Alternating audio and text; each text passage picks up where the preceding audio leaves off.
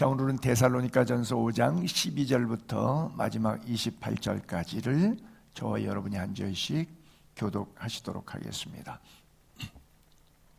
제가 먼저 12절을 읽습니다.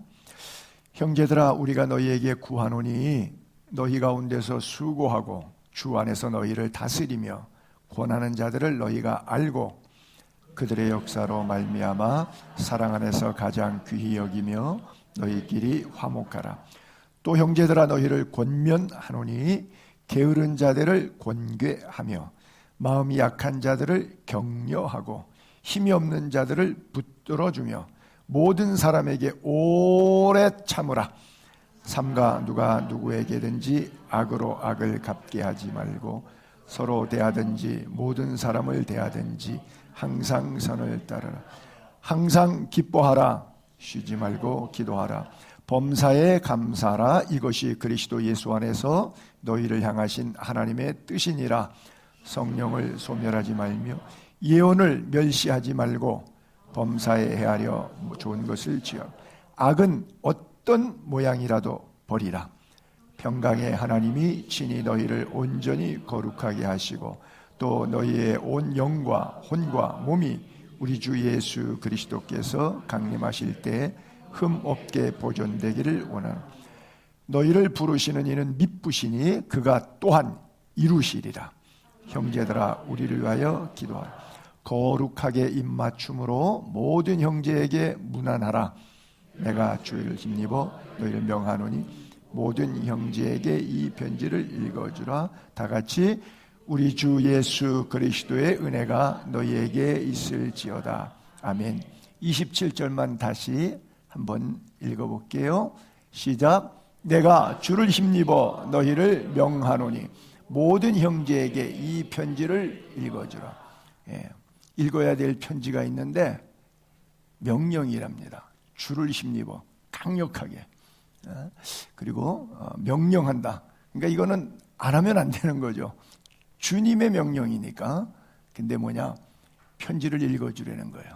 그러면 읽고 듣고가 본질일까요? 아니면 그 편지에 써인 대로 살라는 것이 본질일까요? 알기는 잘 알아요, 우리. 이 편지는 성경이죠. 그렇죠? 편지를 읽어주라.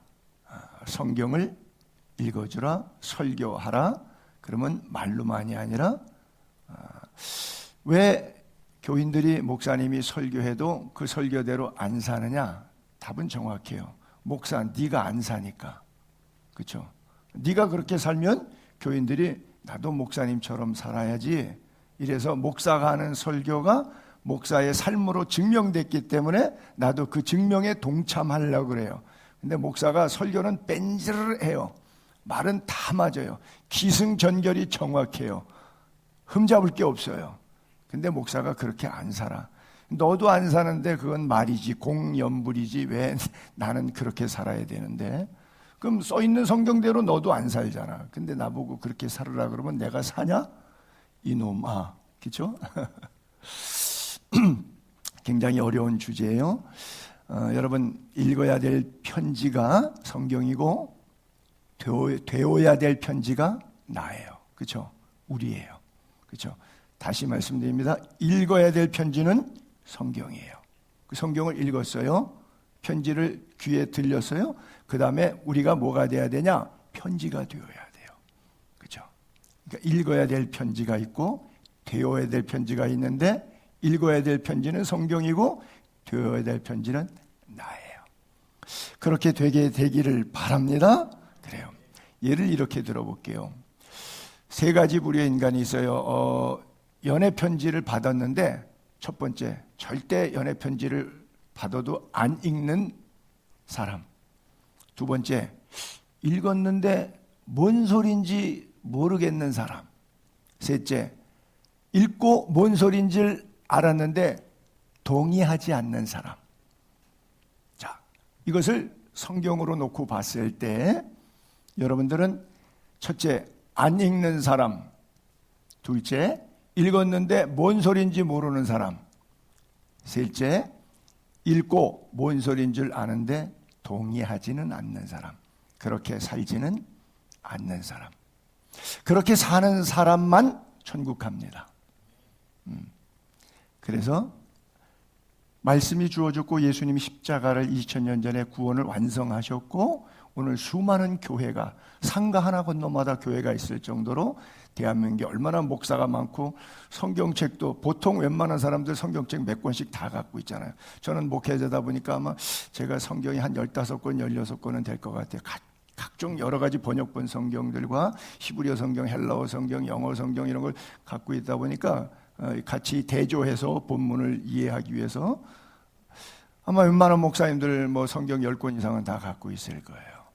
근데 많은데 그대로 사는 사람은 얼마나 되느냐라고 하는 거예요. 그래서 사도 바울이 오늘도 주를 힘입어 너희에게 명령한다. 이 편지를 좀 읽어줘라. 그래서 자기도 읽고 남에게도 회람되어야 한다. 이렇게 말씀하고 있는 거예요. 신앙생활 오래 하고 교회 오래 다니면 박제화됩니다. 기도를 많이 해도 자기가 뭔 기도를 한지를 몰라요. 왜? 기도가 1시간, 2시간 습관이 돼서 남녀호랭갱교 이게 주문 외우듯이 돼갖고 그냥 그냥 은쟁반에 구슬 굴러가듯이 기도 소리가 울리는데 이게 메아리가 돼가지고 도대체 뭔 소리인지 몰라요. 기도의 중요함은 간절함이죠. 그렇죠? 하나님과 나 사이에 간절함이 없는 그런 기도. 이것은 염불하는 것과 별로 차이가 없어요. 그래서 교회 오래 다니다 부르는 찬송에도 뭔 가사를 부르고 있는지 뭐 음률만 따라서 그냥 이렇게 지나가고 특별히 이제 초신자 때는 설교 시간 되면 이제 드디어 이제 졸음이 오기 시작을 해요. 왜? 영적으로 사탄이 듣지 못하게 하려고 이렇게 잠이 오게 만들어요. 하여간 여러 가지 신앙생활을 하는 가운데 사탄은 가만 놔두지 않고 우리들을 좌우로 이 편지가 되지 못하게, 편지를 읽지 못하게, 편지가 원하는 삶의 목적대로 살지 못하게 만드는 역사가 선악과와 이후에 오늘 우리의 모든 신앙의 여정이라고 볼 수 있어요.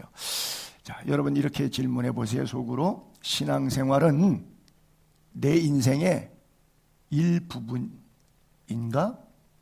전부인가? 신앙생활, 교회생활, 말씀생활, 하나님과의 관계성이 내 신앙에 내가 살아가는 뭐 가정생활, 직장생활, 친구생활, 사회생활, 국가생활 뭐 여러 가지 내 생활에 하나님이라고 하는 존재가 내 삶의 전부인가? 부분인가? 부분이라면 오늘 이 설교를 통해서 내가 되어야 될 편지로 바뀌는 은혜가 있게 되기를 바랍니다. 주님은 나의 삶의 모든 것이에요. 양보할 수 없는 최우선순위가 주님이세요. 여러분들 아마 2년 전에 자살했던 넥슨 창업자, 그 초대 회장이죠. 김정주 회장 이야기 2년 전에 뉴스에 막 자글자글 끌었으니까 이해할 거예요. 단돈 6천만 원 큰 돈이죠. 6천만 원으로 세계 34위까지 올라갔나요? 하여간 삼성도 이재용이도 돈을 많이 갖고 있지만 전체 삼성 거가 자기가 삼성 내 주에 얼마를 갖고 있는 퍼센트니까 그가 갖고 있는 주에 돈에 환산한 것보다 이 사람이 갖고 있는 것이 더 많을 정도였었으니까 다 자기 거였으니까. 근데 자살하죠. 하여간 게임 산업 가지고 전 세계에 대박을 쳤던 사람. 그래서 아주 전설적인 인물입니다. 그 6천만 원 갖고 세계 재계에 뭐 한국을 뛰어넘어서 그렇게 높은 랭크 할 정도로 돼서. 근데 54세에 미국에서 그냥 자기가 스스로 목숨을 끊습니다. 끊어요. 그래서 뭐 그때 뉴스를 보니까 뭐 부인한테 돌아온 유산이 10조인데 그러니까 회사 거는 다 놔두고 사적으로 받아서 정리돼야 될 유산만 10조인데 상속세를 6조를 나라가 가져가더구만요. 그래서 4조 냈는데 그래도 4조 원이라는 돈이 여러분이 아마 상상이 안 될 거예요. 왜? 저 같은 부자도 상상이 안 되는데 여러분들이 상상이 되시겠습니까? 4조 원을 쓸 때 뭘 어떻게 되는 규모의 액면가의 돈인지 이게 상상이 안 가요. 여러분 아마 4억도 쓰기가 쉽지 않을 거예요. 그렇죠? 근데 억, 10억, 100억, 1000억 그 다음에 조인데 이게 이해가 되십니까? 여러분 같으면 그 입장에서 죽고 싶어요? 살고 싶어요? 죽을까봐 안 죽으려고 세계에서 제일 비싼 것, 뭐 영지버섯인지 뭔지 다 구해다가 먹는 한이 있더라도 어떻게 하든지 한 살이라도 더 살라고 그럴 거예요. 그렇죠? 근데 54세 창창한 나이에 자기가 2년 전에 목숨을 내려놔요. 뭐 결과는 우울증이라고 그러죠. 영국에 몇 년 전에 고독부라고 하는 것이 생겼어요. 그 고독부를 영어로 이렇게 썼더라고요. Ministry for Loneliness. Loneliness가 고독이잖아요. 그래서 뭐 환경부가 있고 내무부가 있고 기획경제부가 있고 국방부가 있고 이런 것처럼 영국에서 부를 하나 만들었어요. 장관 부처를. 고독부라고. 그러니까 Ministry for Loneliness. 왜 그랬느냐? 영국 우울증 환자가 의학적으로 집계된 사람만 900만 명이 넘어서 1000만 명 가까이 돌파되면 영국 국민이 6명 가운데 1명이 우울증으로 가정생활, 사회생활을 못하고 내일 자살할지 모레 자살할지 모르는 위험에 노출된 사람이 6명 가운데 1명이라는 통계가 나오니까 나라에서 부처를 만들었어요. 이게 국방을 위해서 국방부가 중요하듯이 이 사람들을 위해서 만드는 거예요. 한국 통계를 그래서 제가 어저께 한국건강공단보험공사 작년 통계를 이렇게 검색해 봤더니 우리나라는 98만 명이 등록되어 있더라고요. 아직 100만 명도 안 되니까 5천만 명이 넘는 인구 대비로 볼 때는 뭐 영국처럼 걱정할 단계는 아닌 것 같은데 제가 좀 죄송합니다만은 집시촌에서 우울병 환자를 본 적이 없어요. 먹고 살기가 힘들어서. 가난한 나라, 미개발도상국, 아프리카, 동남아시아의 어려운 나라들은 뭐 불구자라든지 이렇게 사회적으로 약자들은, 신체적 약자들은 많이 있는데 우울증 환자들은 거의 없어요. 먹고 살기가 힘들어서. 그리고 서구 유럽이라든지 괜찮은 나라 가게 되면 사회보장제도 잘 돼 있고 도시 깨끗하고 아파트에 뭐 냉난방 잘 돼 있고 온수냉수 잘 된 이런 나라들은 우울증 환자들이 집에 들어가면 집집마다 다 있어요. 그렇게 잘 사는 집이 좋은데 시설이 좋은데 그 집 안에 문 열고 들어가면 다 있어요. 우울증 환자가. 이게 웬일입니까? 그렇죠? 그래서 저는 그렇게 생각해요. 우울증 문제라든지 치매 문제라든지 저출산 문제라든지 자살 문제라든지 사회적으로 이슈화되고 있는 이런 여러 가지들 정치적, 사회적, 경제적 문제로 접근해서 뭐 몇 조를 투자하고 저출산도 뭐 지금 26조까지인가 투자되고 뭐 이렇게 해도요 해결이 안 되지 않을까 저는 개인적으로 그렇게 생각해요. 그래서 저는 사회적, 정치적, 경제적 문제보다 영적 문제로 다시 말해서 이 편지를 읽어줘야 돼요. 뭐야? 복음을 전해야 돼요. 예수를 믿게 해야 돼요. 왜? 정답은 예수 안에만 있어요. 무슨 문제도 예수님만 열 수 있어요. 그것이 경제 문제든 건강 문제든 인간관계 문제든 가정 문제든 직장 사회 문제든 어떤 문제, 다양한 문제가 있겠지만 그 모든 다양한 문제의 마스터키 열 수 있는 것은 오직 말씀과 기도, 그 속에 예수 그리스도의 복음을 발견하는 데만 있다. 여러분들도 그렇게 믿음이 생겼으면 좋겠습니다. 그래요. 주님이 왜 이 땅에 오셨어요? 주님이 왜 십자가를, 멀쩡한 하나님이 이 땅에 육신으로 오셔서 비참하게 머리에 가시관 쓰시고 손과 발에 못자국으로 뻘개 벗겨서 올려가서 피떡지면서 물과 피를 쏟아서 왜 예수님이 그렇게 돌아가셔야 돼요? 그가 찔림은 우리의 허물 때문이잖아요. 그가 상함은 우리의 죄악 때문이잖아요. 그가 징계를 받았기 때문에 우리가 잘 먹고 잘 살 수 있고 평화를 누릴 수 있는 거예요. 그가 채찍에 맞음으로 우리가 건강을 얻을 수가 있는 거예요. 예수님이 오신 이유는 바로 저거예요. 저기에 모든 해답이 있습니다.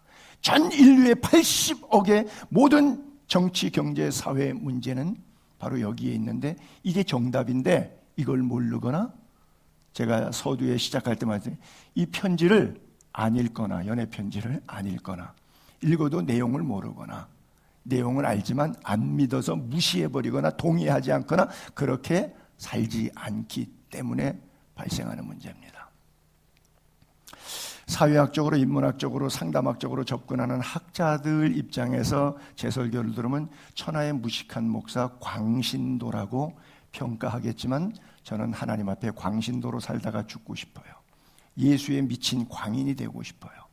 어차피 뭐에 미쳐 운동에 미치던 여성에 이게 이성에 미치던 물질에 미치던 오락에 미치던 뭔가 미쳐서 자기가 좋아하는 걸 하다가 마지막에 늙어서 죽는 게 인생이라면 어차피 미칠 바에는 예수에 미쳐 살다가 죽는 인생이 가장 복되고 잘 사는 인생입니다. 다른 여러분들이 붙잡고자 하는 그것은 물거품일 수 있어요. 그러나 예수 붙잡으면 여러분들은 가장 평안한 삶을, 성공적인 인생을 살 수 있습니다. 그래서 읽어야 될 편지는 바로 생명을 주는 편지입니다. 반드시 읽어야 돼요. 그렇죠? 반드시 그렇게 살아야 돼요. 그리고 우리가 그 편지가 되어서 남들에게 또 읽어 주어야 돼요. 우리는 되어야 될 편지로 이 땅을 살아가야 됩니다. 읽어야 될 편지의 내용은 오직 하나밖에 없다 그랬죠. 예수 그리스도. 그의 오심, 출생, 그의 3년 동안의 공생애, 사역을 통해서 우리에게 주신 말씀, 모든 총 마을 성으로 두루 다니시면서 천국 복음 전파하시고 가르치시고 고치신 사역들, 그렇죠? 그래서 우리가 천국 복음을 선포하셨다. 프리칭이니까 설교로 우리가 많이 이해를 합니다. 그 다음에 가르치셨다. 성경을 이해할 수 있도록 공부해서 그걸 티칭이라 그래요. 프리칭은 선포, 티칭은 가르침. 그래서 천국 복음을 선포하시고 말씀을 가르치시고 회당에서 가르치시고 그리고 모든 병과 약한 것들을 고치시니라. 우리가 살아가는 삶 속에 영적인 질병, 육적인 질병, 경제적인 곤고함까지 주님이 다 고치셨어요. 그래서 우리가 주님의 생애를 그대로 카피하고 본받는 삶, 성경을 읽는 가운데 그렇게 살아낼 수 있게 되기를 바랍니다. 주님 다시 오십니다. 믿으세요. 재림신앙이죠. 사후준비 철저히 해야 되죠. 어떻게 해요? 믿음, 소망, 사랑으로 단돌이 해야 돼요. 초대교회 시절에는 지금도 모슬렘 사는 나라에서는요, 만약에 누가 개종해서 예수 믿는다 그러면 가족이나 친구나 주변 사람들이 다 화들짝 놀랍니다. 너 어떡하려고 예수 믿어? 왜? 주민등록증에 터키 같은 데도 모슬렘도 기독교인 쓰면 직장에서 안 써져요. 고용이 안 돼요. 가족, 친구 가운데도 공동체 속에서 시족사회 결속력이 강한 공동체 속에서는 완전히 왕따의 인생을 걸어가야 돼요. 초대교회는 예수 믿는 것이고 순교할 수도 있는 거예요. 그러니까 누가 예수 믿는다 그러면 주변 사람들이 다 놀래. 이게 기독교가 살아있을 때 그랬어요. 사회적 분위기가. 그러면 지금 누가 예수 믿으면 놀래요? 아마 반대로 놀랄런지도 몰라요. 너 어쩌자고 망하는 길로 갈라 그래? 그렇게 생각해서 놀랄지 모르겠지만 초대교회는 생명을 걸고 예수를 믿었는데 지금은 글쎄요, 시간 있으면 예수 믿을까요? 여유 있으면 예수 믿을까요? 나의 삶의 부분이지 전부가 되어 있지 않다라고 하는 거예요. 현대 교회의 이런 신앙생활의 삶에 반복적으로 안주되어 있지 않게 되기를 바랍니다. 늘 열심을 품고 주를 섬기고 여러분들의 일생의 소원, 왜 중고등학교 교과서에 이런 글이 있었는데 김구 선생님이 꿈에 하나님이 내 소원이 무엇이냐 물으면 나는 대한민국의 독립이요. 두 번째 하나님이 내게 소원이 무엇이냐 물으시면 두 번째도 독립이요. 세 번째 물으시면 또 독립이요. 지금도 여러분들도 아마 교과서 기억나실 거예요. 그럼 오늘 우리에게 그대로 이걸 패러디해 봅시다. 하나님이 내 소원이 무엇이냐 물으면 뭐예요? 돈이요.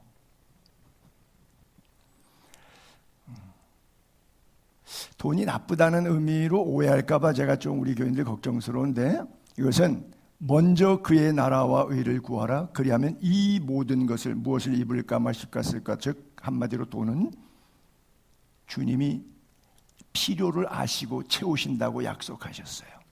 그래서 기도 제목에도 뭐를 구하라고요? 일용할 양식을 구하는 기도가 있어요. 우리의 삶에 필요한 부분에 하나님께서 허락하신 거예요. 물질은 누가 만들었느냐? 하나님이 만드셨어요. 사탄이 만든 게 아니에요. 근데 인간이 타락했기 때문에 하나님이 만든 그 창조 작품을 돈이라고 하는, 물질이라고 하는 것을 죄 짓는 데, 타락하는 데다가 써서 돈 보기가 마치 어떤 타락의 부산물처럼 잘못 보이는 것뿐이지 그렇지 않아요. 돈, 물질 세계는 하나님이 지으셨어요. 근데 선인의 손에 들어오면 선한 열매로 쓰임 받는 거고, 악인의 손에 들어오면 악한 결과물로 파괴적 물질이 되는 것뿐이죠. 그렇잖아요.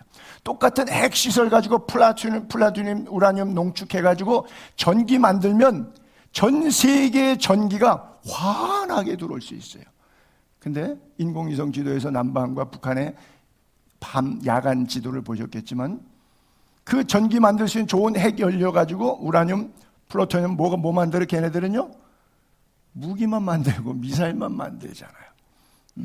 그거를 안 만들고 어디다가 만들어요? 경제시설에다가 국민에게 하면 얼마나 좋아요. 뭐 스마트팜 농장 만들어서 곡식 어마어마하게 만들어서 백성 다 먹고 중국 못 사는 동포들에게 수출까지 할 수 있는 나라가 북한 땅이에요. 땅도 비옥하고 좋다고요. 근데 누구 손에 있느냐에 따라서 이 민족과 저 민족이 같은 민족인데도 다른 삶을 살아가요. 여기서 그저 한 50km만 차 몰고 딱 올라가면 DMZ 들어갑니다. 그냥 얼마나 뭐 그저 50km, 100km 사이에 얼마나 다른 삶을 살고 있어요. 지도자가 달라서 그래요. 여러분들의 지도자는 주님의 편지가 되기를 바라고, 그 편지가, 여러분들 자체가 이 편지가 될 수 있기를 바랍니다. 그래요.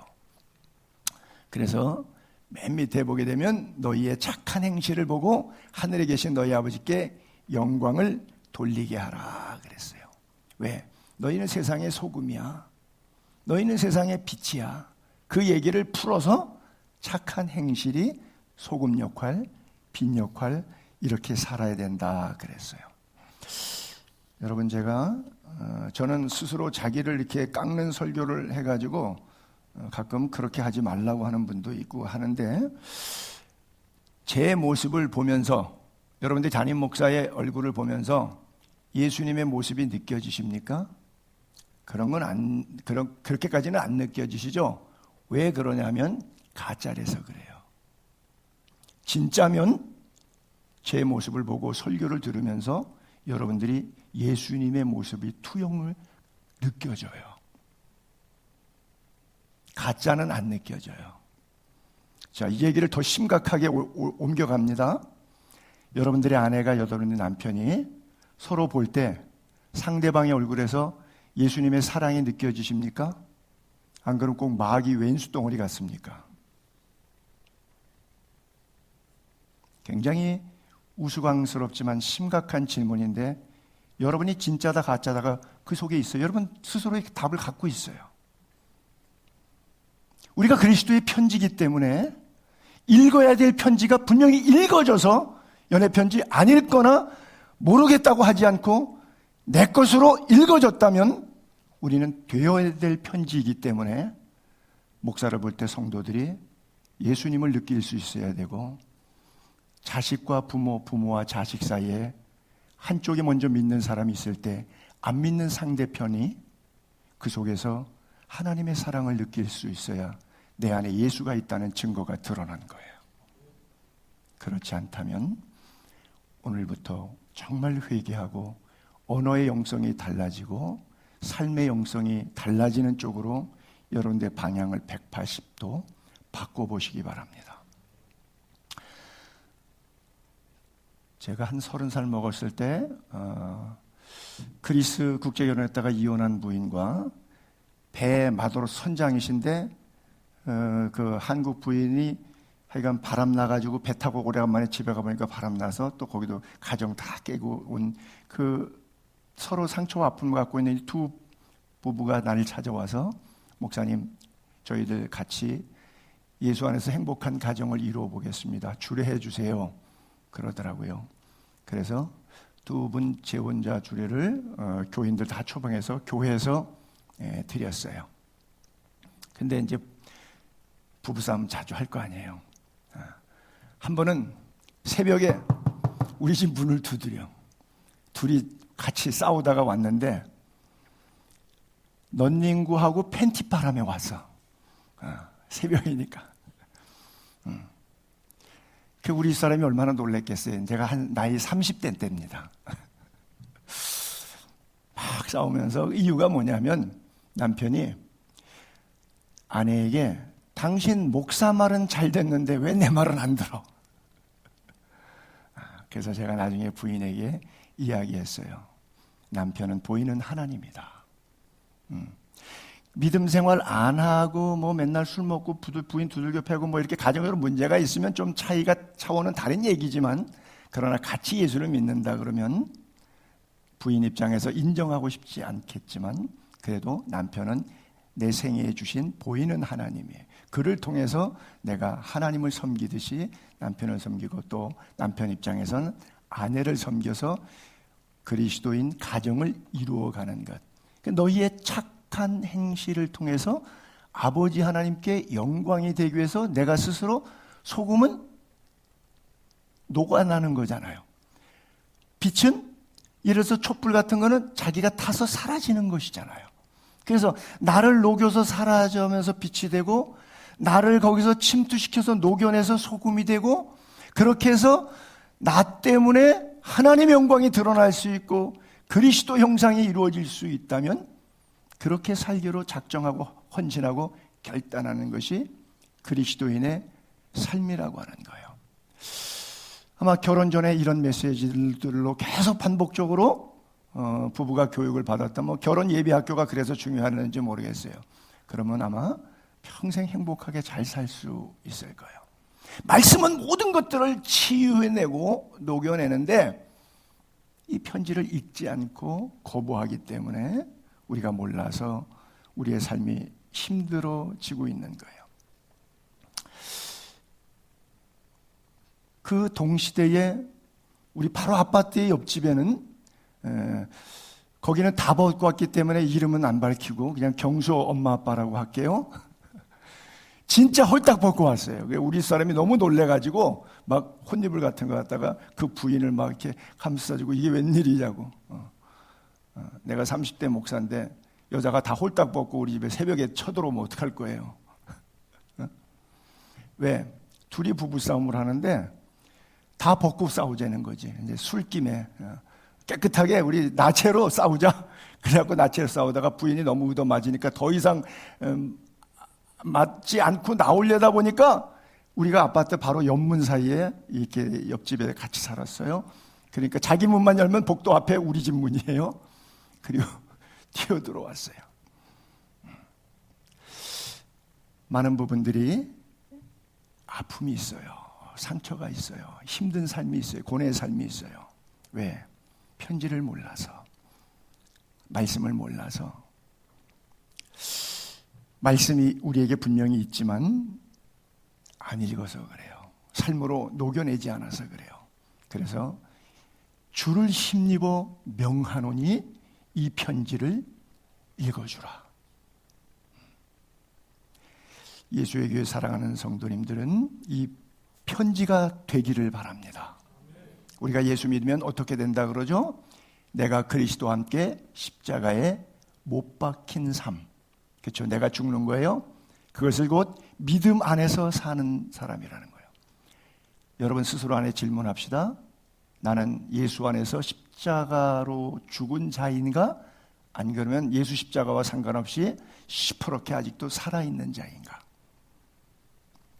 기독교 신앙생활의 첫 출발점은 예수님의 죽음이 내 죽음과 동일선상에 놓여져서 예수의 부활이 곧 나의 부활이 될 수 있다고 하는 이 확신인데 잘 안 돼요. 왜 잘 안 되냐 하면 첫째는 마귀가 그냥 평탄하게 예수 잘 믿게 놔두질 않아요. 우는 사자처럼 또는 광명한 천사처럼 늘 우리 주변에 와서 배우자를 통해서 자식을 통해서 일터의 어떤 인간관계를 통해서 이웃들과의 관계를 통해서 분노를 자극해갖고 예수 믿는 자의 모습을 잃어버리게 만들어요. 끊임없이 사탄은 우리 신앙생활 이쁘게 하는 거 꼴을 못 봐줘요. 계속 공격합니다. 여러분 교회를 공격할 때 성도를 더 많이 공격할까요? 목회자를 더 많이 공격할까요? 그거는 저도 잘 모르겠어요. 양떼를 치리니 목자를 치리니 양떼가 흩어지리라 이런 말씀이 성경에 있어요. 그래서 때때로 집안의 어른 가장을 치거나 그렇죠? 지방의 경제의 중심자를 치거나 제사장 역할을 하는 사람을 치거나 교회 목회자를 치거나 그러면 그냥 다 지리멸렬 흩어지는 거예요. 그래서 우리가 끝까지 어떤 상황 속에서 붙잡아야 될 것은 오직 예수, 오직 우리를 사랑한다고 하는 이 연애 편지 하나님의 말씀임을 믿게 되기를 바랍니다. 그래요. 여러분 잘 자기의 내면을 들여다보시고 점검하세요. 어제도 우리가 철로역정 가서 참 좋은 시간 가졌는데 끊임없이 사탄은 공격하거든요. 그냥 한번 통과했으니까 이제 시험 끝났다. 너 그런 거 없어요. 여러분 인생 살아보니까 그래요. 그 문제만 해결되면 살 것 같은데 그 다음에 살아요? 아유 또 문제 있어요. 또 문제 있어요. 뭐 자식 숙제요, 경제 문제, 몸의 건강 문제, 뭐 하여간 별것 다 와요. 끊임없이 옵니다. 그래서 오해하지 말고 성경적으로 잘 내가 이 편지인지를 확인해야 돼요. 어떤 분이 병원에 가서 수혈하게 됐는데 이런 거예요. 의사 선생님한테 저 A형입니다. A형으로 수혈해 주세요. 의사가 그냥 수혈할 수는 없잖아요. 그래도 확인은 해야지. 피를 뽑아서 혈액 검사해 보니까 B형이야. 나 평생 A형으로 알고 살아왔는데 그렇다고 아무리 우겨도 A형으로 수혈 안 해줘요. B형으로 수혈해야 돼요. 그 사람이 주장하는 거, 평생 알고 있던 거 아무 소용없어요. 여러분 가끔 공항 나갈 때 어떤 사람 구역권 갖고 나가서 비행기 못 타는 경우 덜어 있지요. 얼마든지 있을 수 있어요. 그거 구역권도 여권은 여권이었으니까 유효기간 지났지만 여권은 여권이니까 본인은 100% 확실하잖아요. 아무리 우겨도 비행기 태워줘야 안 태워줘요. 천국행 비행기 구역권 갖고 못 타요. 유효기간 지났어요. 안 돼요. 계약서 새로 쓰면 2년 재계약 들어가면 먼저 계약서는 금액과 기간 다 소용없어요. 옛날로 살으시라고. 안 돼요. 그렇죠? 변개할 수 없는 인간의 구조 속에도 이런 원리가 있는 것처럼. 그렇죠? 여러분들이 죽어서 심판대 딱 섰는데 하나님이 손영삼 넌 지옥으로 가야 돼. 하나님 내가 목사인데요. 우리 아버지 목사였는데요. 내가 예수에게 목회할 때 어떻게 했는데요. 아니 주님 나 안 봤어요? 내 소리 못 들었어요? 내가 막 주장하면 우기면 천국 보내줘요? 안 보내줘요. 가야 돼요. 왜? 하나님 입에서 심판이 떨어졌어요. 여지 없어요. 변명도 없어요. 우기는 거 아무 상관없습니다. 여러분들이 알고 있는 지식, 상식 아무 소용이 없어요. 다시 편지를 읽어야 돼요.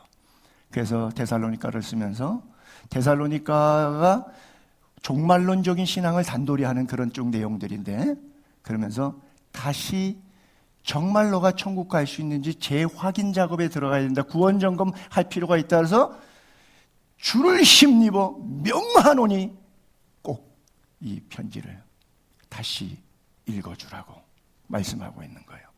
우리는 예수와 함께 죽은 자예요. 우리가 그의 죽으심과 합하여 세례를 받음으로. 그래서 세례가 뭐예요? 하나는 죽는다. 물속에 들어가면 다 죽죠. 숨 못 쉬니까. 그 다음엔 또 나오니까 깨끗해지죠. 이 죽음과 씻음, 이 두 가지가 상징적인 것이 세례예요. 그와 함께 장사되었다. 왜 그렇게 되냐? 새 생명 가운데 살려. 이제 옛 생명이 아니에요. 옛 구습이 아니에요. 옛 생활이 아니에요. 이제는 새 사람이고 새 옷을 입었어요. 새 생명 가운데 살아가는 거예요. 그래서 만일 우리가 그의 죽으심과 같은 모양으로 연합한 자가 되었으면 또 부활과 같은 모양으로 연합한 자도 되리라. 그래요. 이 편지는 무엇으로 썼냐면 너희는 우리의 편지라. 사도 바울이 고린도 교회에 당신이 내 편지야. 그래요. 어디에다가 썼어요? 마음에다가 새겼어요. 다른 사람들 다 알아. 그렇죠? 너희는 우리로 말미암아 나타난 뭐예요? 그리스도의 편지. 너희는 그리스도의 편지. 이것을 이렇게 읽으면 돼요. 나는 그리스도의 편지. 뭘로 썼냐? 먹으로 쓴 것이 아니라 오직 살아계신 하나님의 성령으로, 거룩한 영으로 하나님이 우리 마음에 쓰셨어요. 돌파는 뭐예요? 십계명을 상징하잖아요. 율법을 상징하잖아요. 응? 율법적인 십계명, 이런 돌판에 새긴 의문 조항처럼 성문법으로 율법 전서로 쓴 것이 아니라 우리의 마음에. 그렇죠? 왜 어떤 부분은 보면 부부지간에 싸웠고 남편이 하도 때려서 이제 부인이 각서를 쓰라 그래. 이제 다시 화해하고. 그래서 다시는 손대지 않겠다고 각서 써요. 맨날 찢어. 10장도 넘고 20장도 넘어. 안 돼. 왜? 이 돌판에 쓴 것 각서 썼는데 그 각서 쓸 때는 죽어도 지킬 마음으로 쓴 거예요. 그거 각서 쓸 때부터 사기치려고 쓴 거 아니에요. 실제 쓸 때는 그 마음이었어요. 근데 그 마음이 오래 가요? 못 가잖아요. 그래서 다시 또 쓰는 거예요. 근데 먹으로 쓴 거, 내 감정으로 쓴 거, 내 결단으로 쓴 거, 이게 아니라 성령이 내게 내 마음에 말씀을 쓰시면 내가 그 말씀대로 살 수 있는 능력이 생기는 거예요. 내가 누구입니까? 누가 썼냐에 따라서 가격이 엄청 다른데 제가 오늘 시청각 가려고 안 끼던 반지를 끼고 나왔잖아요. 아마 여러분들이 설교를 들으시면서 목사님이 오늘은 반지를 꼈네, 그런 분이 분명히 있었을 거야. 안 끼는데 여기에 보게 되면 코데시 라더나이라고 하는 이거 히브리 말이 써 있는데 여호와께 성결이라고 하는 말이에요. 작년에 지방회장 하니까 총회장이 이걸 선물로 이렇게 준 건데 안 끼고 되니까 은인데 이게 이제 시커매졌는데 제사장의 이마에다가 금으로 만들어서 코데시 라도나 이렇게 해서 여호와께 성결. 그때 뭐라고 써있냐면 저렇게 28장에 하나님이 그 패를 묻히고 와서 속죄하면 백성의 죄를 사하시리라 이렇게 말했어요. 그러니까 모든 백성이 하나님 앞에 성결하게 나아가는데 다 나갈 수는 없으니까 200만 명, 300만 명 다 나갈 수 없으니까 대표로 제사장 가운데 또 대제사장 한 사람만 나아가서 갔는데 그 사람 이마에 쓴 대표성 하나가 온 백성의 죄를 다 속하는 거예요. 그 한 글이 갖고 있는 힘이에요.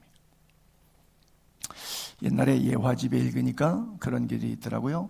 프랑스 파리로 여행을 갔는데 길 가다가 니아카 같은 데서 골동품에서 반지를 하나 이렇게 샀는데 이뻐서, 세공이 이뻐서 액세서리 반지를 하나 사가지고 왔는데 5만 원 주고 사가지고 갔어요.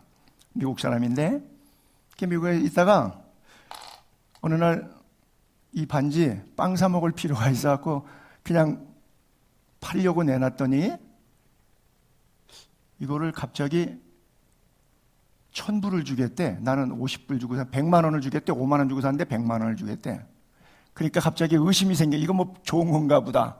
그래서 진짜 골동품 쪽에 가서 팔았는데 5억을 주고 팔았어요. 왜 그랬느냐? 거기에 글자가 있어서 그래요. 조세핀에게, 그러니까 사랑하는 조세핀에게 나폴레옹 이렇게 썼어요. 어마어마한 거죠. 이거 5만 원 안 되는 건데 갑자기 왜 5억이 됐죠? 누가 썼냐는 거예요. 누구 이름이냐는 거예요.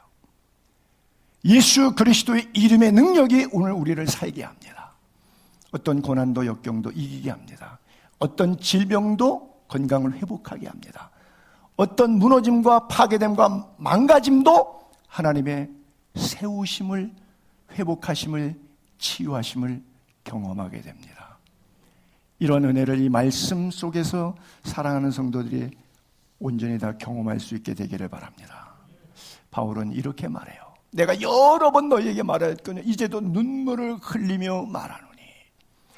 저는 그래서 이것을 눈물로 쓴 편지라고 말하고 싶어요. 눈물 흘리면서 설교해요. 빌립보 교회 교인들에게.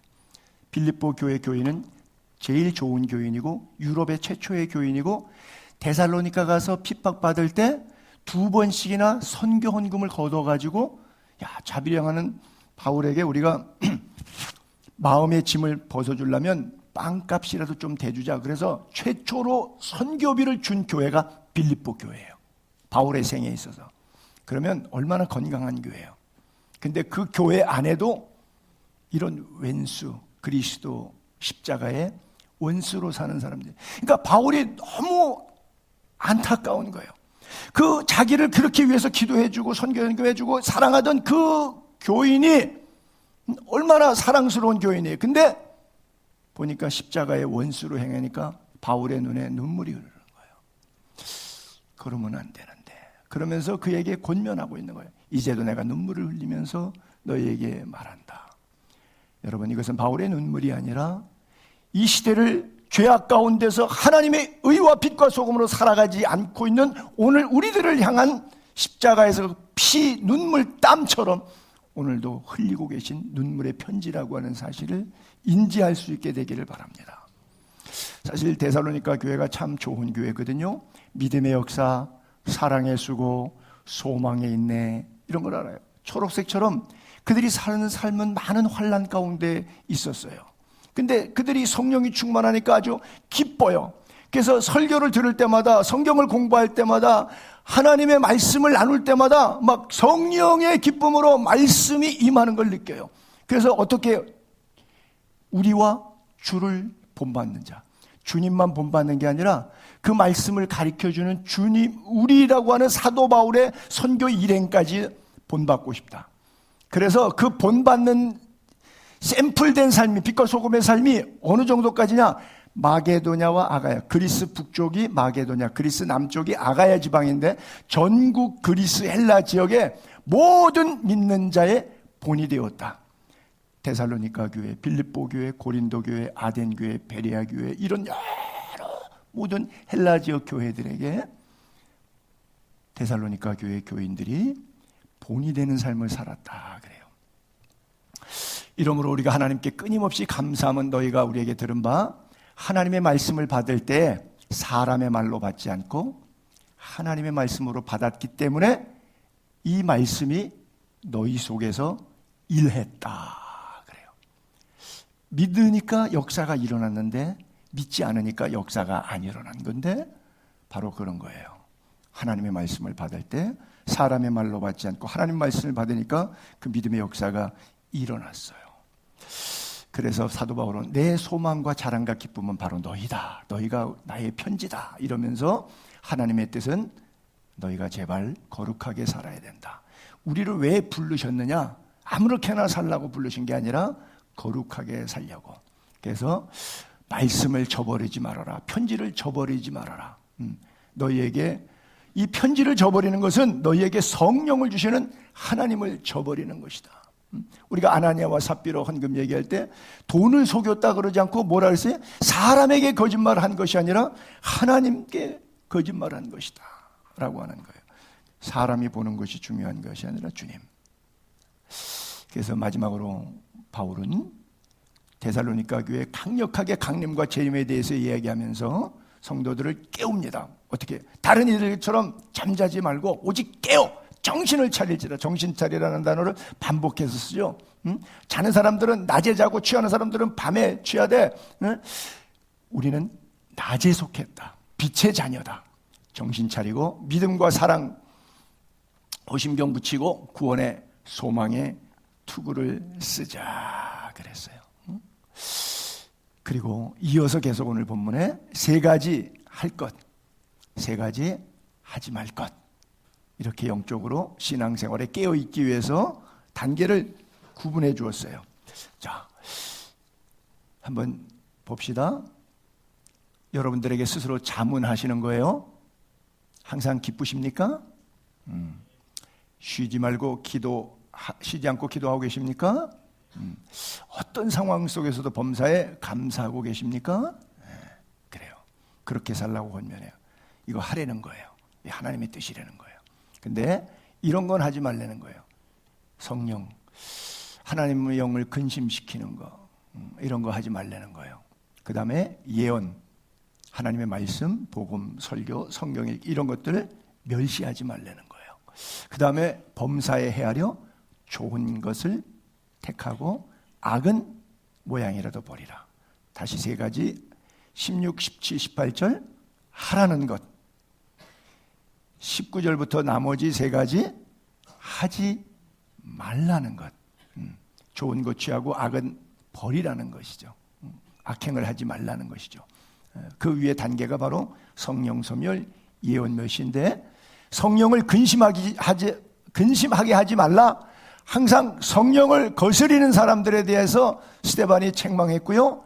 그 다음에 제가 읽을게요. 성령을 모독하는 것은 사심을 얻지 못한다. 빨간 줄만요.